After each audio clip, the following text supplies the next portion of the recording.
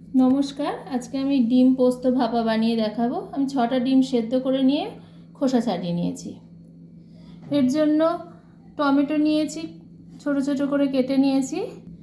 পেঁয়াজও কুচি করে নিয়েছি, কয়েকটা কাঁচা লঙ্কা নিয়েছি। যেহেতু এটা ডিম পোস্ত, ওই জন্য অনেকটা পোস্ত বেটে নিয়েছি। কড়াইয়ে কিছুটা সর্ষের তেল গরম করতে দিয়েছি। এবার ডিমগুলোকে আমি হালকা করে ভেজে নেব।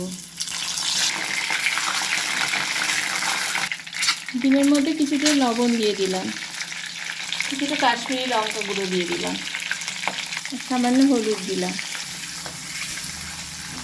ডিমগুলো ভাজা হয়ে গেছে, এবার তুলে নিচ্ছি। ওই তেলের মধ্যেই আমি পেঁয়াজগুলো দিয়ে দিলাম। পেঁয়াজগুলো হালকা করে ভেজে নেব।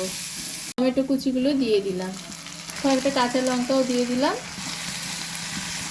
স্বাদ অনুযায়ী নুন দিয়ে দিলাম, হলুদ দিলাম, কাশ্মীরি লঙ্কা গুঁড়ো দিলাম। একটা স্টিলের কৌটো নিয়েছি, তার মধ্যে মশলাটা দিয়ে দিলাম। এর মধ্যে পোস্তগুলো দিয়ে দিচ্ছি, ভালো করে মিক্স করছি। সামান্য একটু জল দিলাম। এবার ডিমগুলো এর মধ্যে রাখছি।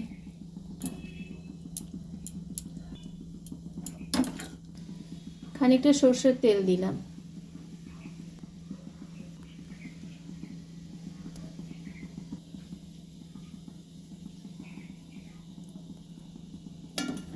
ঢাকাটা বন্ধ করে দিলাম। এদিকে একটা কড়াইয়ে গরম জল করেছি, এর মধ্যে একটা স্ট্যান্ড দিয়ে দিলাম। এবার টিফিন কৌটোটা এর মধ্যে দিয়ে আমি ঢেকে দেব। এবার 15 মিনিটের জন্য আমি এটাকে অল্প আঁচে ভাপাতে দেব। তৈরি হয়ে গেল ডিম পোস্ত ভাপা।